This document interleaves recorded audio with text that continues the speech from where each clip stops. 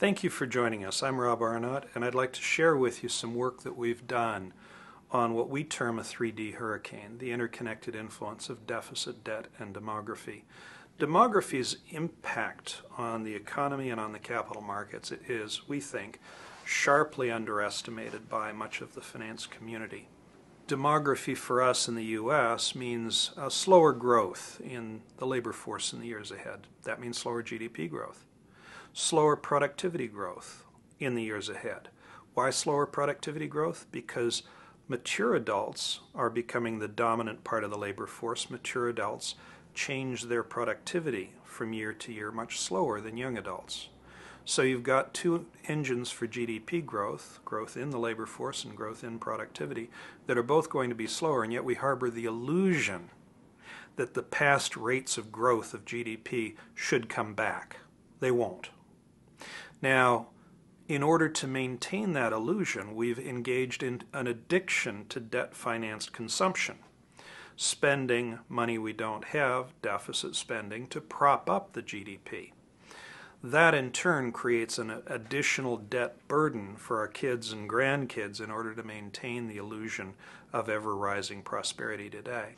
And with slower GDP growth, the temptation among our policy elite is to fill in the gap, maintain past rates of GDP growth by borrowing and spending.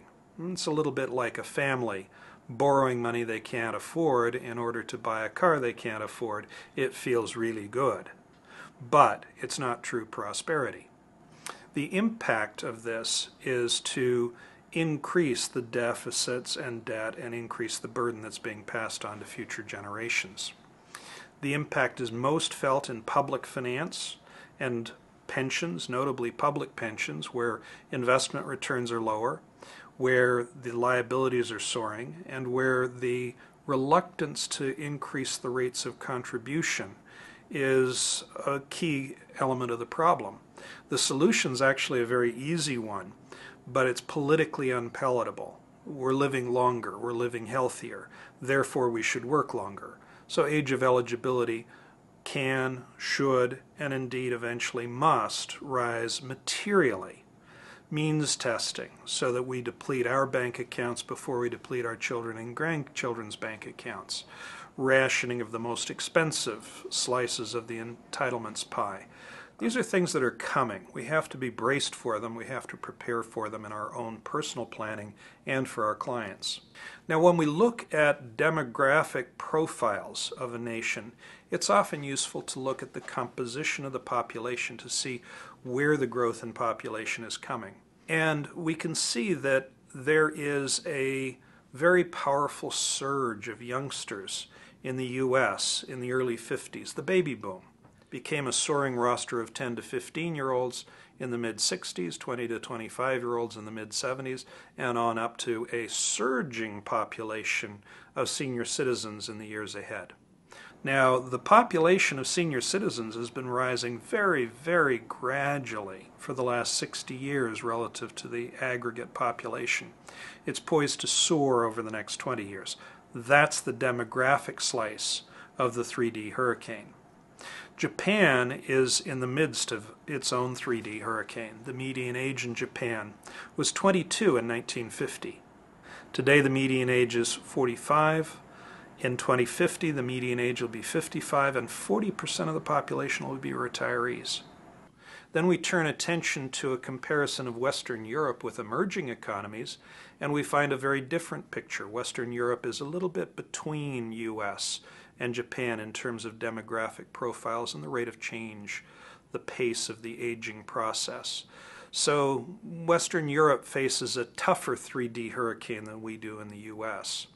Meanwhile, emerging economies, the median age 40 years ago was under 20.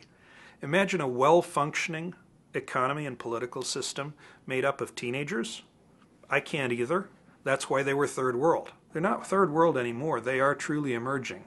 The emerging economies today have a median age of 29. 29-year-olds are focused on planning how to build their career, planning how to take care of a family, beginning to plan for their long-term future.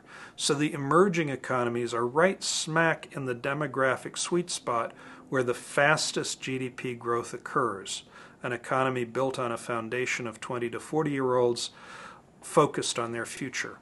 So basically, the developed world faces a massive storm, a 3D hurricane. We've seen early warning gusts and only warning gusts of a storm that's coming our way over the next 10 to 15 years, and then will gradually dissipate. Even in challenging times, it's really important to recognize that there are always interesting places to invest. One of these is to invest away from the 3D hurricane into economies that don't face deficit, debt, and demography headwinds, at least not near term. That means the emerging economies should be a core part of our toolkit in the years ahead. Investing in inflation hedges for the economies that may choose to turn to the printing press to reduce the real value of the debt through currency debasement. Inflation hedges like commodities, tips, high-yield bonds, REITs. These represent an important part of our toolkit. So there are solutions. The important thing is to face these challenges head on and think through how we can invest to weather this 3D hurricane before it strikes. Thank you for your time.